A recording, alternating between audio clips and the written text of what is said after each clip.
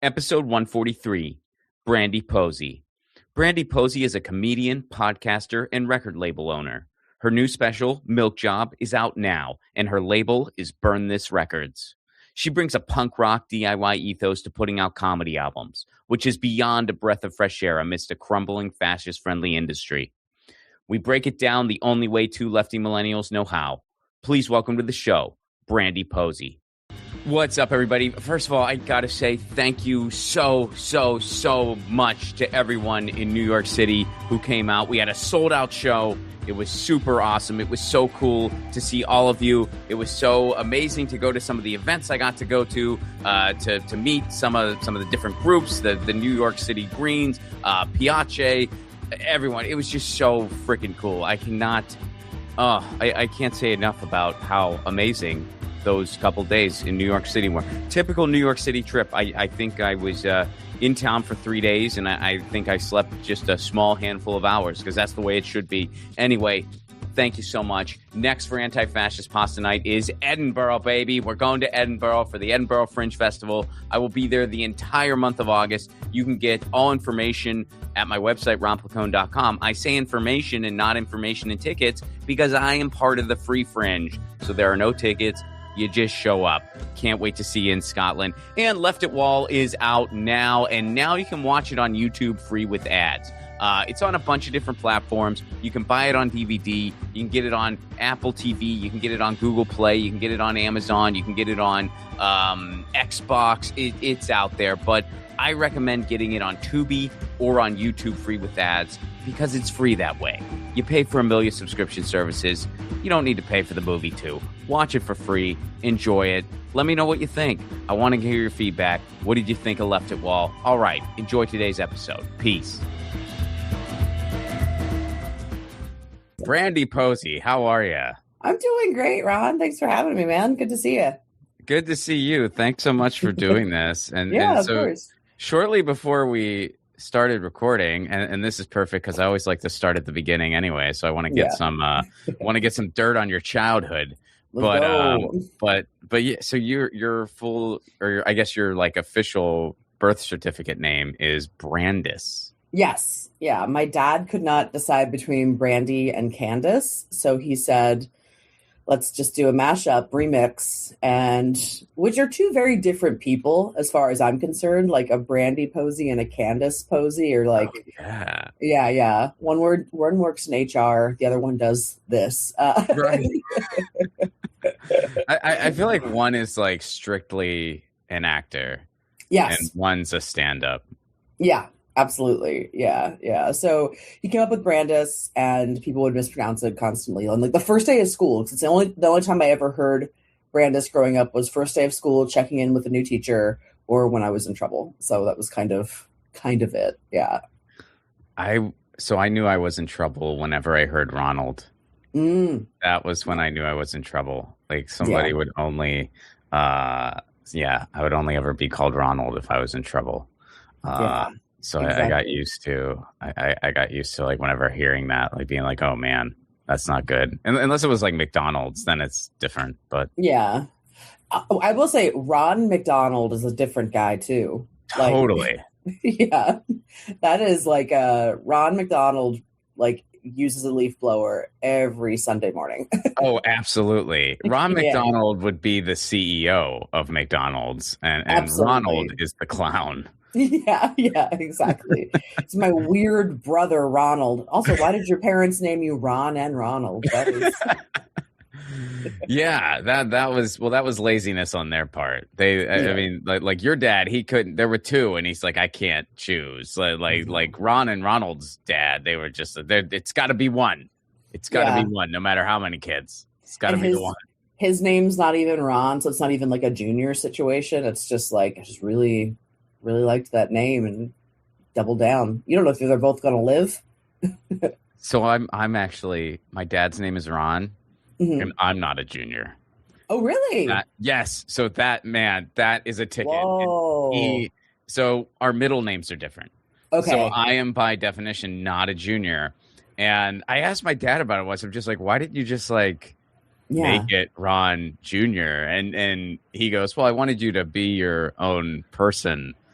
And I was like, that's fair, but Yeah. dude, like, like that, it's kind of a bureaucratic headache because it's Yeah. like they'd be filling out documents like, oh, so junior, right? Well, technically, no, don't put that, or like there could be problems. Yeah. Well, this is funny. My dad and my brother are the exact same thing. My dad is Charles Elwood, and my brother is Charles Eric, and they're Oh, both Charles E. And my dad is ooh. always, yeah. So my dad's whole thing is like, well, this way, like he can just sign for stuff that like. And I'm like, what? And we go. My brother goes by Eric. He goes by the middle name too. So it's Oh, like very funny. Where I'm like, oh yeah, you guys have this weird secret same name thing that you can do illegal things with. I don't really know. I don't know that's what's happening over wild. there. Yeah, well, Yeah, it's like your dad kind of thought it through. He's just like, we yeah, can sign for things, but if either one of us is on the run, we'll be fine.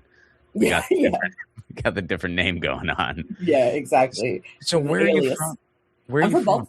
Baltimore, or a suburb of Baltimore, but people don't know Maryland at all. So Okay. yeah, technically, I lived in a place called Glen Burnie, Maryland, for the first 10 years of my life, and then Severna Park, Maryland, for from middle school through like graduating high school. But they're both about 25 minutes away outside of Baltimore. So how was Baltimore growing up? I grew up in Pittsburgh, so Okay, similar yeah, vibe. Yeah. it's interesting because like Baltimore itself is like a very working class like harbor city with not like one there isn't like there isn't tech, there isn't this one massive industry over top of it that kind of is like where the money goes. It kind of is just like a poor city, but I think that creates like a nice, there is a solidarity there among Baltimoreans. um, Hmm. but where I'm from is really interesting because I'm half an hour from Baltimore, 45 from DC. So I live in this weird suburb of, you get people that have like made it out of Baltimore a little bit, but then also people that have made it out of DC and are spy adjacent. Like I grew up next to a Secret Service guy that I would see on TV with George Bush all the time. Like most of my friends' parents worked for the government in some capacity, and you had no idea, but like higher up, like you never had any idea what they were doing. And they couldn't tell their kids, and it was Did you just a ever ask very, them just for the curveball? You ever like at a friend's house for dinner and be like, so what do you do? Give me the you dirt. would, I mean, you would try. You'd be like, what do you do at the Pentagon? And they'd be like, don't worry about it. Like literally, like I mean, my aunt worked for the NSA for the time she was 19 until she retired, and she literally cannot tell me anything about it. It's just a weird thing. They recruited her right out of high school to be a secretary. And then she just did that forever. Do you think people in those worlds get like severe PTSD? Like do you think she's okay? Well, I think that with my aunt, at least specifically, like she knows when to keep her head down. Like she is a curious person about things that she is allowed to be curious about. And I think that she was told, don't look at this. She's a rule follower. And I think a lot of like the logistical management of offices and stuff, they have a lot of those people there where they're just like, don't look at this folder, don't read this. And they're like, okay, got it. Like they just don't really think beyond that a lot of the time, where they're just like, okay, cool, that's what they said, I want to trust it, this is fine, this is my pension, whatever. Like that is very much like who my aunt is for sure. Hmm. So I think there's like the people in the meetings, and she's just like taking notes afterwards or something. So based on your aunt's line of work, if she's in line to get on a plane and they're saying, hey, by the way, we're using facial recognition software to make this process quicker, even though it never does make the process quicker, does your aunt opt out? Yes or no? My aunt has not been on a plane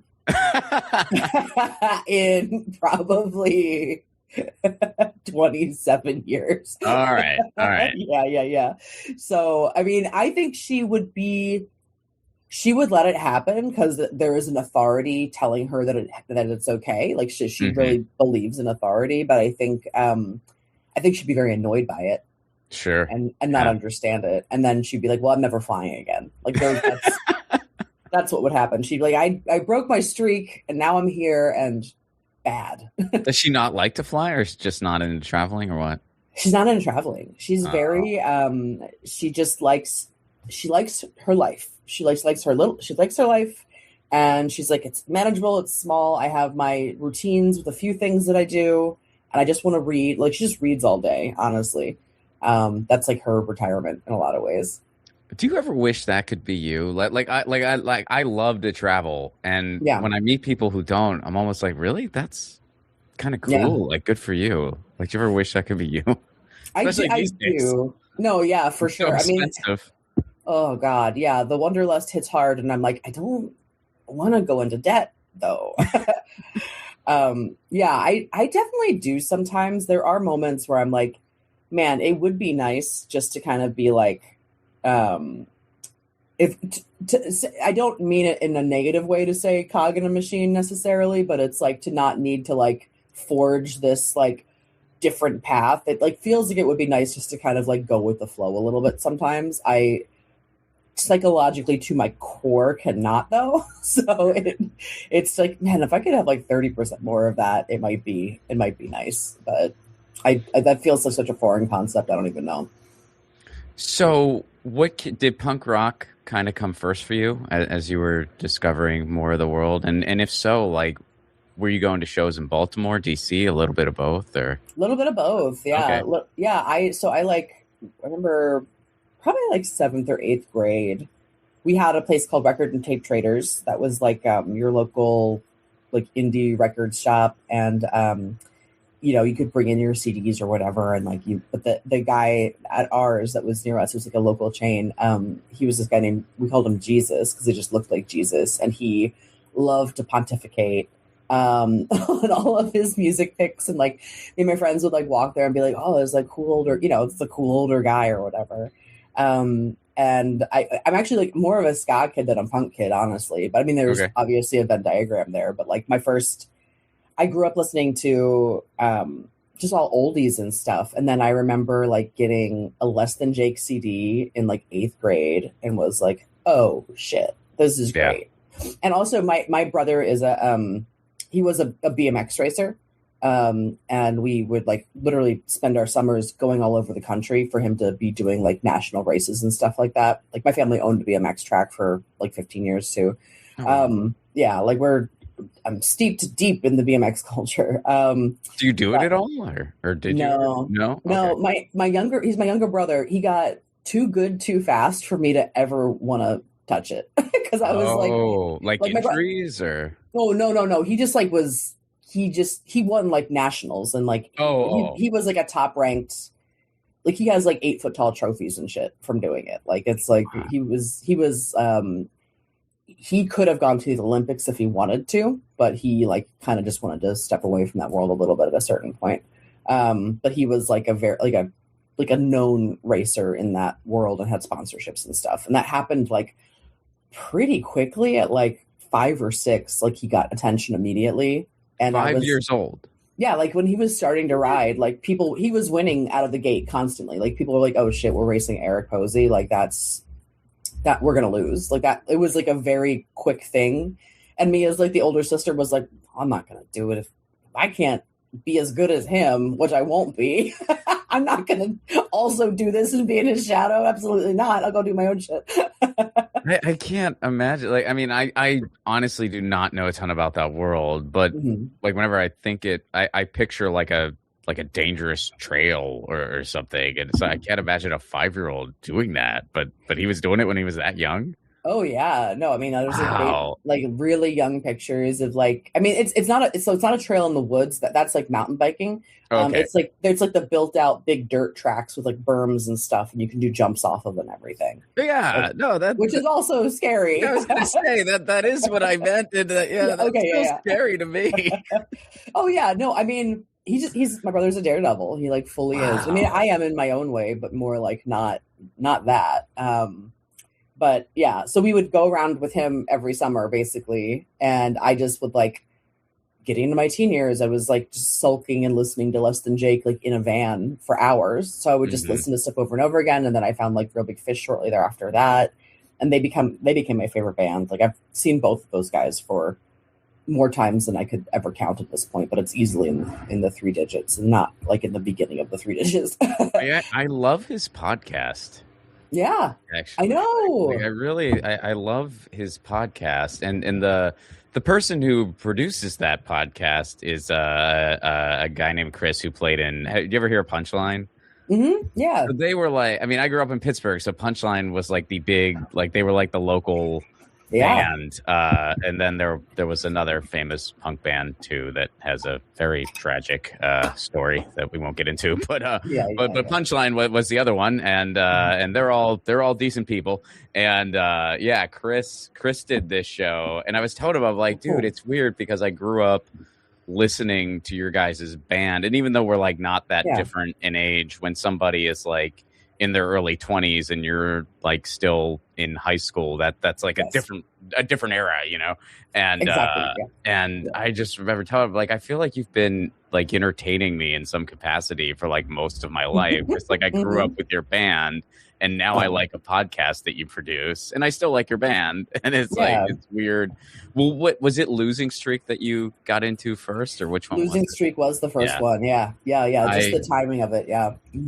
I think my freshman year of high school, I think that was one of those albums I listened to nothing but that album for like probably a year or two. And then I really switched gears because I think the next album, where it was like an obsessive, like, this is all, I'm just listening to this on repeat, was Kiss Me, Kiss Me, Kiss Me by The Cure. Oh, fun. I really just like, and I was listening to like, you know, different punk and ska punk, like in between all that and alongside all that. But those were like the two where it's like, this is seldomly out of my CD player. And it was Losing Streak followed by that Cure album, which is random. Yeah. That's fun though. I like that. I don't go as deep on like the Cure and that kind of like 80s stuff as I want to, because that's just, I never had anybody in my life that was like their thing that they kind of gave me.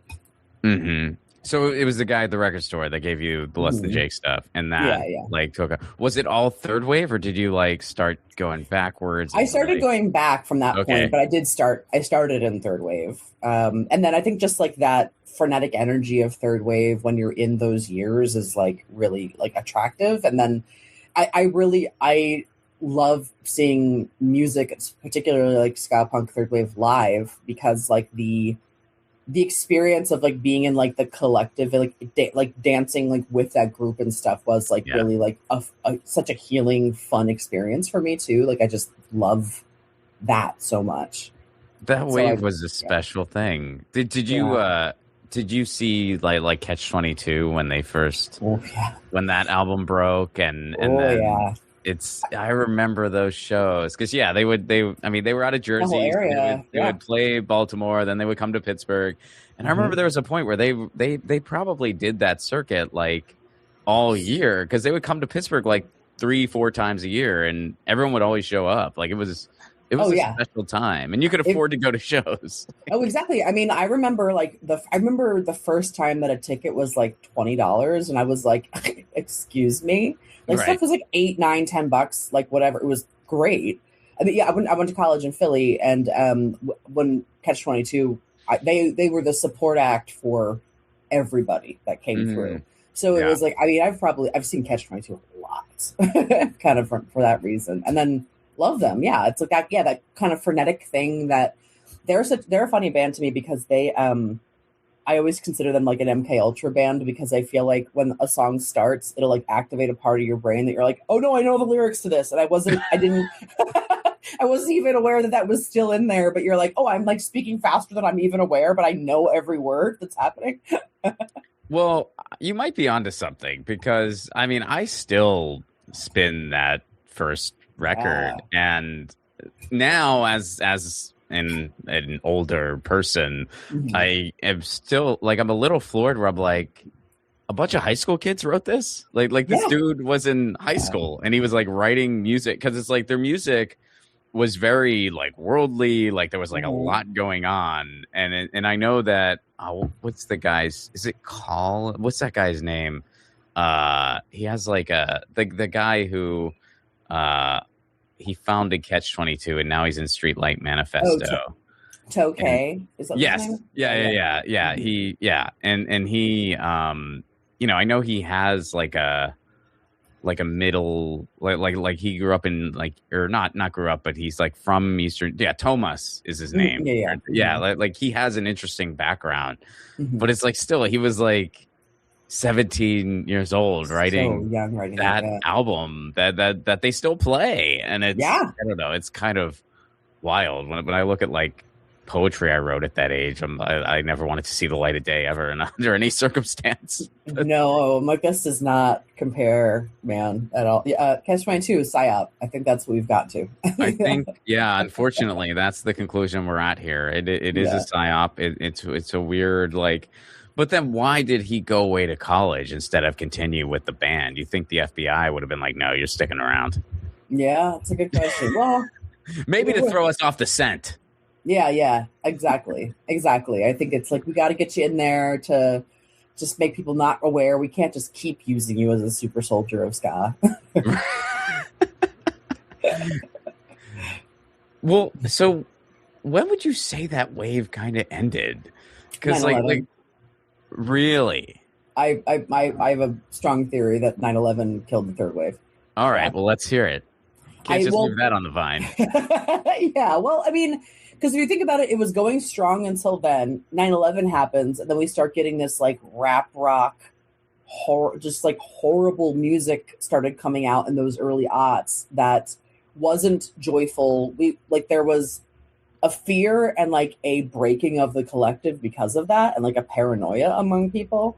And I think that like third wave, like just wasn't prepared to meet that moment. You know, I mean, I think there are, oh my God, why can't I think of there? RX Bandits has like a great, I consider a 9/11 album, The Resignation. It's all about the George Bush years, but I think a lot of third wave, I do think suffered from like not being as political as its predecessing waves. Like second wave, absolutely. That's true. Yeah, but like you have the Bosstones, obvious. I mean, unfortunately, everything with Dickie Barrett now is like a fucking heartbreak. But at that point in time, it's like they were still doing political stuff. It's like RX Bandits were, but a lot of them kind of fell off a little bit just because I think they didn't have like the political chops to meet the moment. And that kind of just like fun music in the wake of this, you know, national tragedy just like didn't feel authentic anymore. So I think it kind of killed third wave. Oh, that is so interesting. I never would have like put that together, but that does make perfect sense. I mean, there was like the kind of shitty rap rock thing started in like 96-ish though, right? Like, cause that was those years. And I kind of blame it on like, you know, 94 Cobain dies, 95 Shannon Hoon dies, and then 96, I wouldn't quite put him in line with those other two, but Bradley Nowell of Sublime died. And I feel like when all that happened, then all of a sudden there was like just this sort of enclave of shit. And for whatever reason, a lot of bands were like, oh, these computers are neat. And they were making like just really shitty, uninspired music with it because they felt like they had to, I guess. Yeah, definitely. And then it, you know, we all know Fred Durst showed up.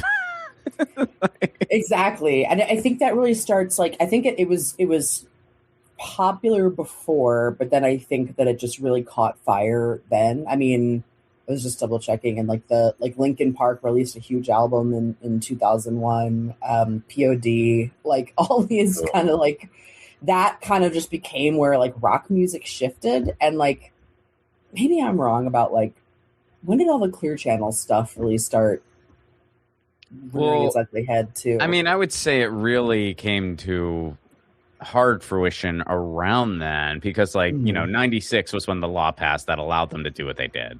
Then, you know, radio stations just slowly started getting shittier and shittier. And so, yeah, I'd say by like 9/11, it was probably full throttle. And then, of course, you had, you know, the Bush era propaganda where they're faxing the talking points to all the radio stations that they owned. And, you know, I remember when Bush got out of office, I said, if we ever have a president worse than this, we don't have a country anymore. And now my theory is really being put to test.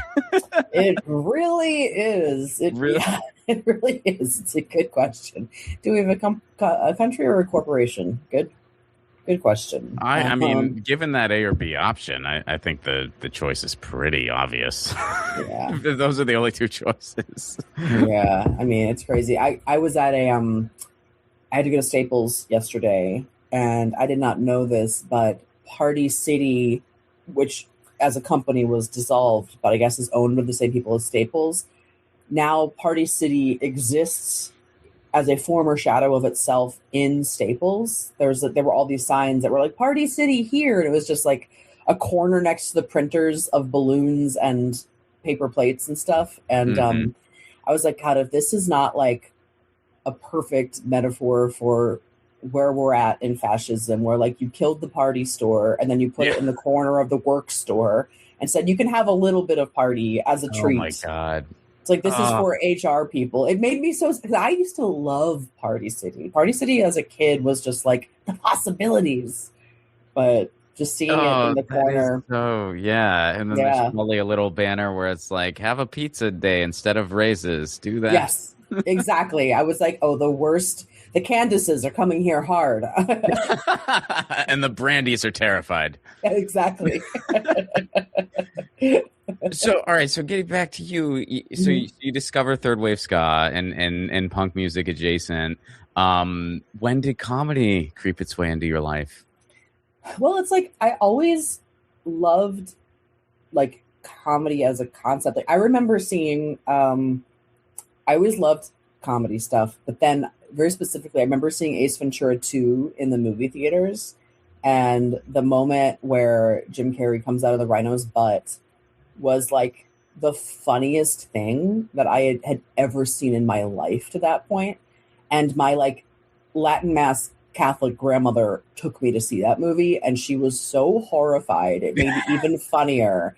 Like, to the day that she died, that woman, like, the first question she would do whenever she saw me is she'd be like, do you still like that Jim Carrey? Like, it traumatized her for life. Yeah, that and I really said, left the mark. Yeah, and I would say yes. And she like would not ask me more questions about myself. Like, I remained a mystery to her until her death because of Ace Ventura 2. Now, was she NSA too, or no? No, she was, I don't know that she ever worked, actually. She was the first generation Italian, and very grim. Just a grim lady. Okay. Who did not like me. First generation Italian. Yeah, that can happen. That can happen. Yeah. I had some of that floating around too. Yeah, exactly. It just was like, well, I was a very blonde kid, so I was this like blonde, blue-eyed kid when all of my cousins and my brother are like much more like Italian, like, you know, brown hair, brown eyes. I can like relate. Oh yeah, you get it. Yeah, relate. It's odd, all the things. Yeah, I can really relate to that. Like I literally had people that just assumed I was adopted. Yeah, like yes. People just, but then for some random reason, my sister is also a ginger. So it's like, we don't know where exactly it came from, but somewhere. I mean, everybody was invading southern Italy at one point, so who knows? But yeah, somewhere along the line, you know, there's like, we have a few like ginger Italian Americans, and then everyone else just kind of looks, you know, like more stereotypical Italian American. And then there we are. Typical swarthy. Yeah, definitely. Yeah, it's the most random thing. But well, that's interesting. So when did you start? Yeah. Oh, so I loved Jim Carrey as a kid. I thought he was like, I was like very obsessed with him after that. Like, I would read everything I could about him. I like really loved his life story. I mean, this is also like, you know, I'm a 1984 baby, so 94 was the year of the first Ace Ventura. What are the three movies? There's three movies that come out in 1994, and it is like the greatest run of all time, I think. Yeah.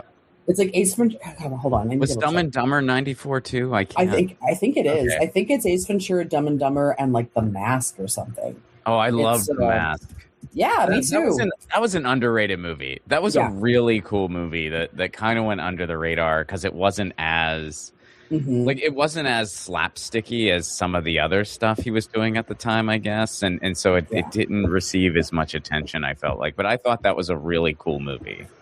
It was so fun and cool, and like I just like felt I was just kind of like a very serious kid a lot too. Like, I loved comedy, but like.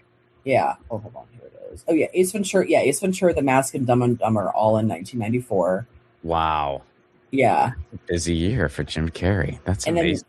And then 95 is Batman Forever and Ace Ventura: When Nature Calls. Like, Wow. It's like his '90s run is like unfuckwithable. You can't. Yeah. It's crazy. Oh yeah. So It was insane. yeah. So Him and '95 I Adam see. Sandler just had it on Oh, lock. I mean the Kings. It's crazy. And like, so I see Ace Ventura: Nature Calls. I'm in 5th grade. I just was like, this is an integral part of my personality, basically. And like, I, and it's funny because my comedy is like nothing like him at all, but he was so outgoing in movies that I just thought it was so,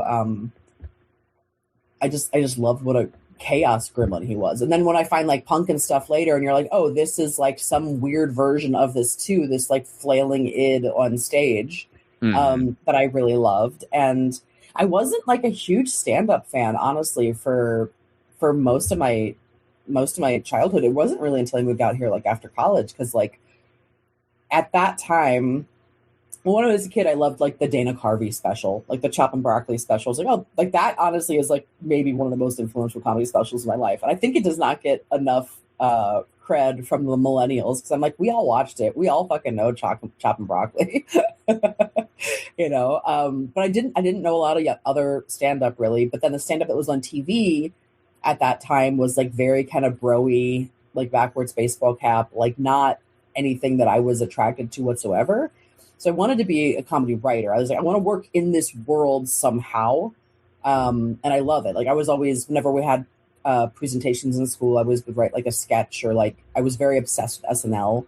Like me and my friends from like 7th grade on, every Monday we would come in, we would all have watched SNL and we were talking about our favorite sketches. I would like transcribe my favorite sketches, just trying to like keep them in some way, I think, to like understand what was happening. And then Seinfeld honestly was like a huge thing for us too. Like me and a bunch of my friends all wore black the day after Seinfeld ended, because we just were really, really sad about the end of it. And man, Jerry has broken my heart in a million different ways. Oh, yeah. There's another one. That's wow. Yeah. It's like, oh, you thought it was a good idea to say that in public. And that's the way you feel as a human. Okay. That's interesting. Wow. Yeah, exactly. You're like, wow, okay, dude, got it. Yeah, but yeah, I just was like a fan of that. And like, I wasn't a class clown, but I liked to make my friends laugh and would do a lot of bits for them. Like I wasn't attracted to the attention part of it, but I was also playing music. Like I started playing French horn when I was in 4th grade. So I kind of played that all and was in band and stuff all through, you know, like elementary, middle, and high school. So that kind of was my performance aspect. Like I wasn't interested in being in plays or being an actor really or anything, but I just liked the communing with like a group of people, which like stand up to me feels closer to playing in an ensemble, honestly, than acting does. That's interesting. Well, Yeah. did you ever try to do something in ska since you had the horn chops? Honestly, like no, because I could have, because I used to do, I mean, I would do like all county and all state band. Like I had a French horn scholarship and stuff, but I just didn't want to pull back the curtain on music more than because I was like, I love, this is my first love. Like if I don't want to like deconstruct this and tear it apart in the same way that I was drawn to doing that with comedy. I think I just like loved just a part of the mystery of it a little bit too. And I had a ton of friends that were in bands and stuff, and I was always like, oh, I like to go and see this. I would rather be on like the enjoying side of this than like actually being in them and stuff. And that hasn't really changed. I've played a few times. Actually, I did a duet with this guy called the Punk Cellist live at Fest in Gainesville a few years ago, and it was like honestly the scariest thing that I've ever done in my life, I think. Awesome. But it was like really fun. It was really cool. And I just like kind of just wanted to still be an enjoyer of it without like actually doing it. Yeah, I can't even imagine like whenever I see a ska band that has a show, I'm just so in awe. They could be the worst band ever, but I'm still like, that's amazing, because there's like 8 of you on stage, and somehow you managed to figure out a rehearsal schedule. You managed to figure out, you know, like that's incredible. I've always wondered that about ska bands. I'm just like, how do you guys rehearse? How do you do anything? Like, there's so many of you. It's a lot of work. That group chat's got to be crazy. I Right? mean, I think it's I do think though that your horn section is usually like you're not a horn section in a ska band unless you like have really put in work to get good at those instruments. So it's like there is like a level. It's a different thing than a punk band because it's like whatever if you don't know your instruments, whatever. But like I think you've put in enough work at that point to be serious enough that you are going to be like, okay, well, we need to practice. We need to do that. It's like what you need to do to get good. So I think there's a little bit more discipline kind of in those kind of bands in general because it's just like you can't have a whole horn section if they're not good. Like it'll just sound so bad that you're just not going to do it. So you have people that are coming from like having been in like either marching band situations or like jazz band or something where it's like there has been like a structure of practice already imposed upon you basically. Mm-hmm. And I think it's like if you can pull the guitar player in, then you're good. Right. Yeah. It's so wild. Like just putting all that together. And yeah, it is it's totally an ensemble. So when did you come out to LA then? You said college and then you came out to LA. Is that the timeline? Or? Yeah. I graduated. Well, I went to college in Philly for like French horn. No. I just happened to I got a scholarship to be in the band. Oh, okay. Okay. Yeah. They just what was your major, like music, or what'd you study? No, like video production and like a minor in screenwriting, just to kind of like. Cool. I was like, I want to understand how all of this stuff works. Like, let's start deconstructing this. But I was good at French horn, and they were like, "Well, we'll give you a couple grand if you come and play with us." And I was like, "Yes, I will do that."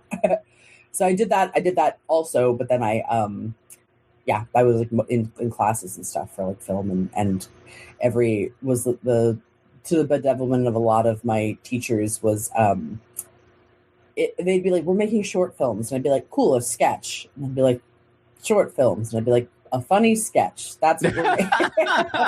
I was like, why am I making something serious? I don't give a shit about this. Like, also, why would I don't care about what, I'm gonna make up a person that dies of cancer in 3 minutes? Why the fuck would I do that to anybody? Was that the direction some of your colleagues took? Were they like, how we got the cancer film? Yes, I mean, like the pretentiousness of film school cannot be overstated. Like I remember, I'd imagine. It's really, you get some wild shit. There was two quick stories about like so my senior project I did like a bunch of sketches. I did like a half an hour of different sketches basically.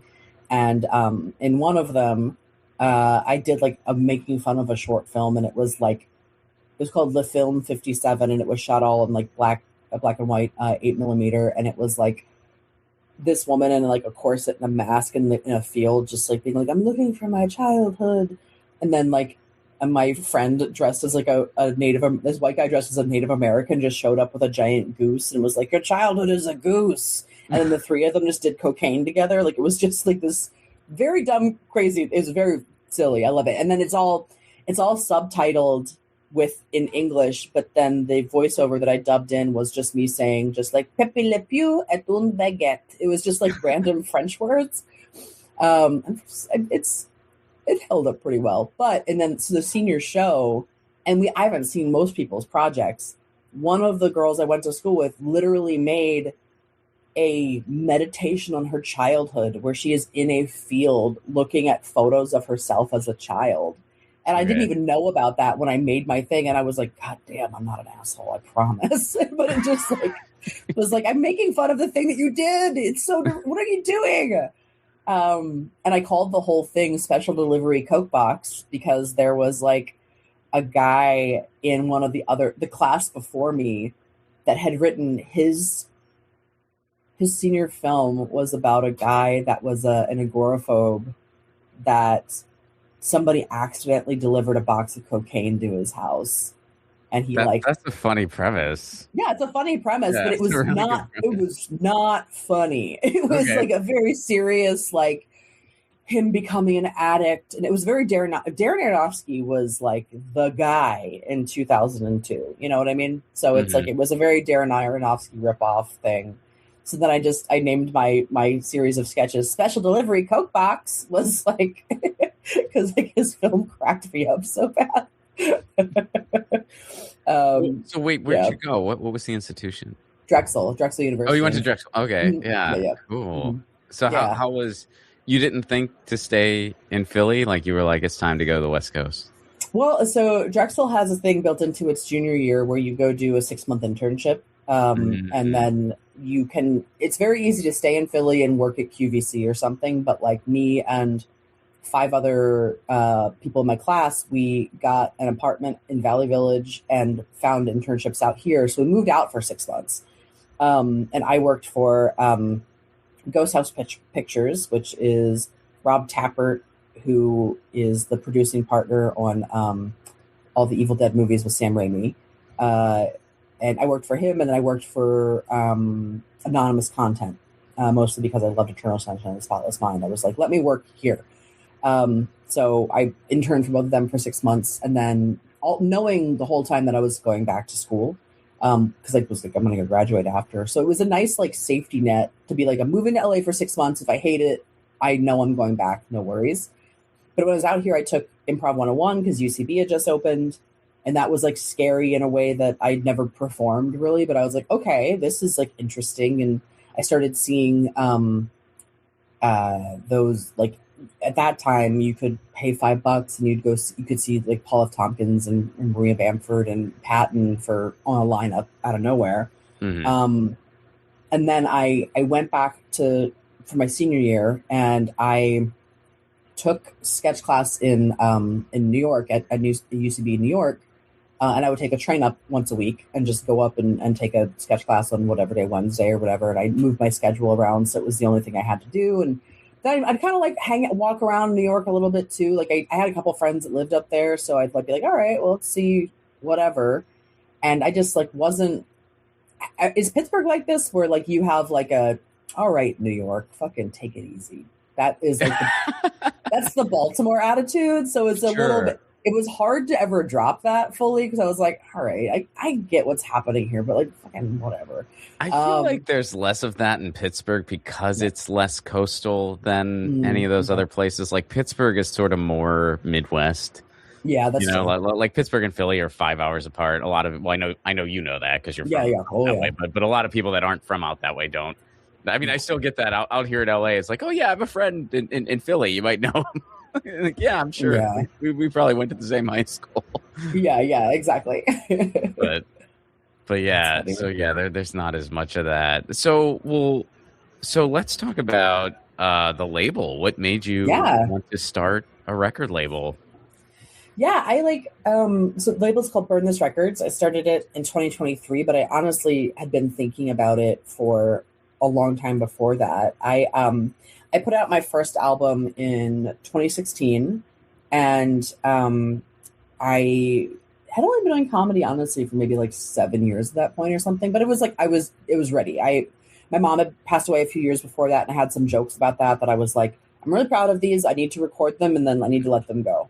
Hmm. So that kind of was the impetus for recording that. And I mean, I didn't really have anybody that was chomping at the bit for my album. And I was like, all right, also, all these record labels have like a 50-50 deal. And I don't really understand why you would get that much money from me if I have done this much work. It doesn't feel like it's that much work once the recording has happened. Um, and I kind of was like, well, I'll just figure it out. Like I'm good at spreadsheets. I'm good at organization. Like, let me just figure out what needs to happen next. And I kind of like had asked around and kind of learned like the distribution process and getting into Sirius XM and stuff. And I, at that point, I was like, oh, well, I'm just like never going to put out something with a label because like I can just do it myself. Like, why would I? And then Hmm. that album did really well on Sirius XM. And then the idea of giving half of that money to somebody else like made me feel insane. I was like, it's crazy that people are doing this.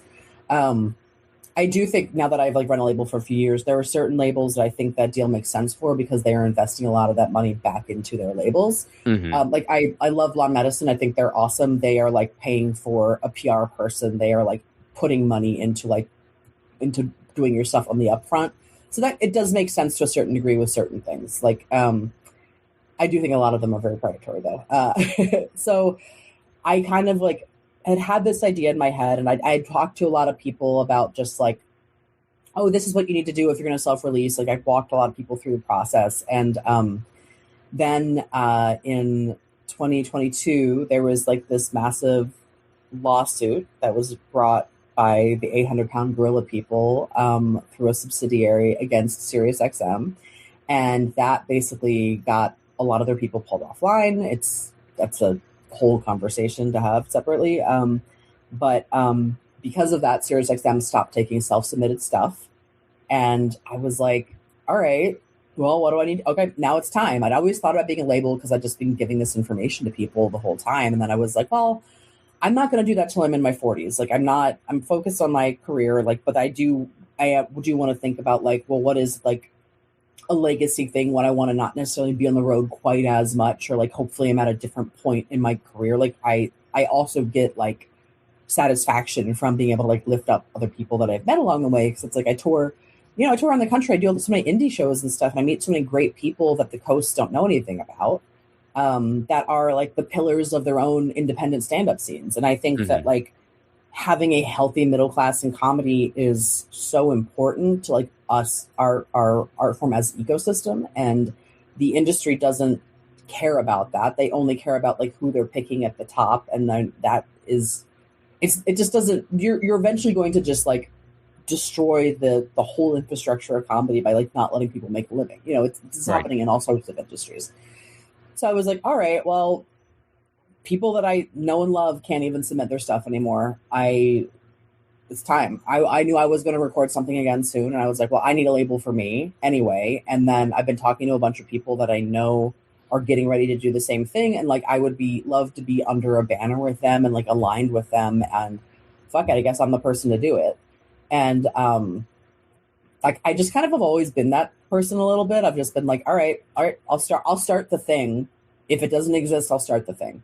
Like early in comedy, I would do like, I started running an open mic on like a Wednesday because there wasn't a good Wednesday one in LA. And then I started running a show called the 4 and 20. It was 4 comics doing 20 minutes each because there was no place to do 20 minutes if you weren't famous in LA. And like, I was like, all right, I need to learn how to be a feature. Let me go create the space and do it. And then so Burn This became this like, all right, well, I don't see anybody that is like fulfilling like these needs for a lot of these people. And, you know, I'm trying to mostly work with people who are self-starters that like are producers in their own heads and like are able to like make something. They just don't have like the connection and to be able to facilitate getting the thing online, getting it to SiriusXM, and like kind of are DIY in a lot of their own ways. And they are like, I'm like, yeah, you deserve to make more of your money, especially because you're doing so much more work.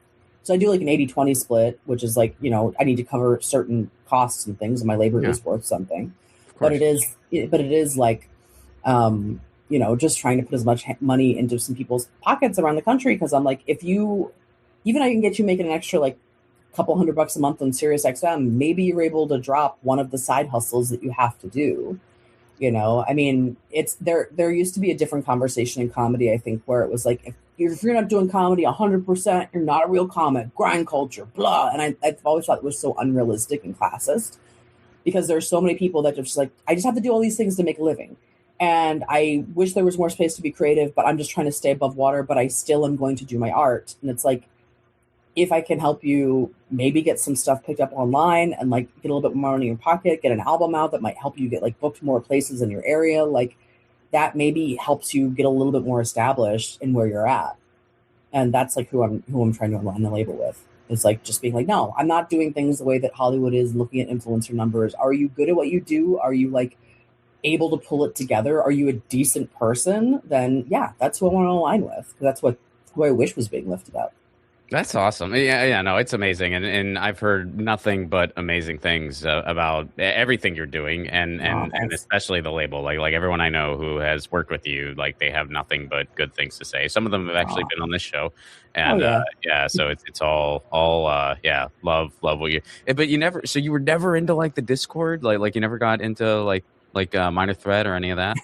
Oh no, I do love all that Okay. stuff. All right. All right. I do love all. It just wasn't like seminal albums to I me in the gotcha. same way. Like I love all that where I kind of discovered it later, but it wasn't like the like, and like philosophically, obviously, we're very close. Like I live my Hmm. life more aligned with a lot of that stuff. Like I've read every book about that possible. Yeah.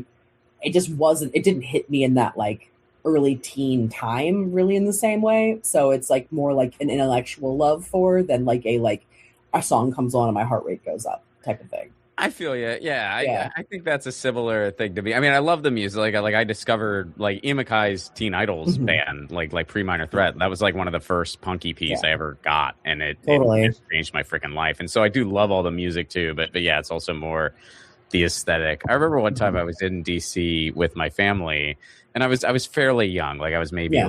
like 13 or something, and I remember trying to figure out how to get to the Discord house and trying Yes. to explain to my mom and sister why we needed to go to this random house. Yeah. It didn't work out, especially since Yeah. this is like pre you could find anything on the internet immediately.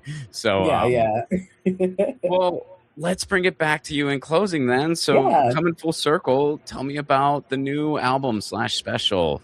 Yeah, so it's my second album. It's called Milk Job, which is like a reference to my dad drinks a lot of milk, and there's a whole bit about it if you listen and or watch it. And yeah, I it's a lot of stuff I'd been gearing up to record in 2020, and then obviously like did not happen. So I recorded this in like late 2023, and then it just has taken a minute to get the editing of it done and everything. And then my dog passed away at the end of last year, and I was I'm like, "Fuck sorry. it, we're waiting a while before we do Yeah. this." But yeah, I'm really proud of it, and it's the first foray into video for the label because that's something that now we have in comedy, and I kind of have been using the special as a way to get the label's YouTube page to monetizing, and we're getting really close. Like, I'm actually like very close to that happening. So if you are listening to this and you seem to like me, go watch my special and then throw it on mute a few more times. I wouldn't be upset about that at all. I would not be upset about that. But yeah, it's like I recorded it in Portland. I'm really, really proud of it. Like I think it turned out really well. My friend Taylor Morden directed it. Taylor actually we met because he did a documentary called Pick It Up Ska in the 90s, all about third wave. And he heard me talking about ska on some podcast. So when he was out here doing interviews with bands, he reached out and was like, "Do you want to be in? Can I interview you for this?" And like, he's such a great filmmaker. He the last Blockbuster documentary is his. He did one called Getting Lost about Lost fans. He has like a Build-A-Bear documentary that's great. And he just kind of brought like he really kind of like brought like an energy to the whole thing that just feels fun and kind of joyous. And we have a VHS camera that we gave one of the PAs, and we were like, we sat him in the audience and we said, shoot it like a bootleg. So like he is doing all these weird zooms and stuff. So Nice. we cut, it's like a weird camera we cut to sometimes. It just like puts some energy back into it in like a really fun way. And yeah, it's just like, it feels like a real art piece that I made that I'm really proud of, that like I frankly didn't even try to shop it around because I was like, no, this is like my thing. I'm using it to like build this new video wing of the empire that I'm building for all of us like DIY comics that aren't part of the alt-right and also aren't like trust fund woke idiots that don't have punchlines. It's like there is a middle ground that does fucking exist. Yeah, it's becoming more and more of a niche. Is just like, oh, you're not a Nazi, not a trust fund. Like, that's gotta Yeah, find each other. exactly. So it's like this is me trying to be like, here are the trust fund Nazis aren't here. And now you've been able to hear them for a few years, and now you can see them on YouTube. And we're doing our damn best, you know? And like I'm really proud. Like XM has picked up about like 14 albums for me over the last couple of years. Like, because that's like Nice. money I've really been able to help people with. And Zach Peterson and me, Zach Peterson was my first album we released, A List of Wet Celebrities. It's really great. It's such a funny album. And I think if comedy was not in such a horrible place, it would be a career making album personally. He is really awesome because we shot a series of mini specials that are going to start coming out this summer with a bunch of Midwest headliners that basically we did like 15, 20-minute sets for people that the coasts don't really know about, but are just killers. But they just they own homes in Omaha, you know? Right. They're like, why would I move somewhere else? I can like work out of here and I love my life. So Zach's using the money that he's been able to like make off of his album that like I helped him put out to invest back in like lifting up other comics in this world. And like, that is like exactly the energy that I'm trying to bring, to be like, yes, that's who I'm working with. It's people that are like, no, I believe in like my scene and my art form and just want to like lift each other up. So yeah, no, that's incredible. So in closing, tell everybody where they can find everything. Where can they find you? Where can they find your special, the album, everything, the label? Absolutely. So on YouTube, it's youtube.com/@BurnThisRecords. That's where you can see Milk Job. The Burn This Records is on Instagram as well. You will see all of our releases like posted there. We don't post too much, but we do post a couple times for each release. So we won't be annoying. I would love it if you followed us. My personal Instagram is Brandazzle. I'm also on TikTok at Brandazzle is here. Boy, I don't care if you follow me there, but it would be nice if you like TikTok. Those are one of the big things. I'm also going to be in Warped Tour all summer. Nice. I'm doing comedy with a bunch of other Burn This Records people on Warped Tour. And then Lady to Lady is a podcast that I've been a part of for 14 years. Me and Babs Gray and Tess Barker, we've been doing it and we're still friends and we love each other and it's great. And it's just a celebration of joy. I'm pretty great. You should like me and come watch my stuff. I wish the industry cared more, but it doesn't, and that's not going to stop me. So I'm lifting up me and my friends over at Burn This Records. Brandie, thanks so much for doing this and for everything you do. Yeah, thanks, Ron. I appreciate it. That was Brandie Posey. Be sure to check out all of her stuff. Check out Milk Job. It's hysterical. And she is doing the Lord's work with Burn This Records. And if you're going to be going to Warped Tour this year, make sure you check her out over at the Comedy Stage. Music for the 1000 Podcast is provided by Andrew Saxena. Be sure to check out his podcast, the Baywatching Podcast, wherever you get your podcast. Leave us a 5-star review. Please make sure you're subscribed, especially if you get the show on YouTube, because they unsubscribe people all the time. If you want to support the show on the sustainability end, patreon.com/Ron Falcone is a great way to do it. I'm doing a lot of patrons-only shows these days because I'm really working out the Anti-Fascist Pasta Night Hour. So if you want to get a lot of exclusive shows, you can do so over on the Patreon. And those, of course, are on Zoom, so you can attend wherever you're at. So if I'm not coming to a city near you, joining the Patreon is a good way to stay in touch on everything. And you also get the 1,000 episodes before they're released to the public. So we got a really cool community going, and that's all for a give what you can level. Y'all, these are the types of announcements I hate making. But episode 29, Jerry Roca, member of the 1000 family, and just all around wonderful human. Jerry was a hilarious comic and an even better human. And Jerry was battling stage 4 cancer. When he did the show, it was all about his show that he made out of it called Cancer Culture, which is a really funny title. And unfortunately, Jerry passed. I wrote a long Substack piece about it, so I won't rehash all of that. Which, by the way, if you're not subscribed to the Substack, please make sure you're subscribed to my Substack. It's just Ron Falcone. The Substack really is sort of the nucleus for everything else, like the podcast and everything else. You can get the podcast directly from the Substack. Some of you might already do that. But the Substack is sort of the nucleus for literally everything else. So please make sure you're subscribed to that Substack.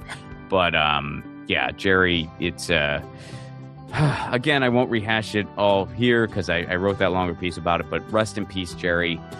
This sucks. I know it's a cliche, but it's the truth, and it can't be said enough. Fuck cancer. But rest in peace, Jerry, and thanks for being such a wonderful, wonderful person. Again, that's episode 29 if you want to check it out. But more importantly, check out Jerry's stuff in general. If you want to listen to the episode, that's awesome if you haven't already. But just check out Jerry's stuff. Check out some of his comedy. Check out some of his videos. Check out all of the wonderful stuff that he made during his time here. And, it's always a bummer when something like this happens. And that's an understatement. It's beyond a bummer. But I guess that's part of this journey, right? We're documenting 1,000 different people.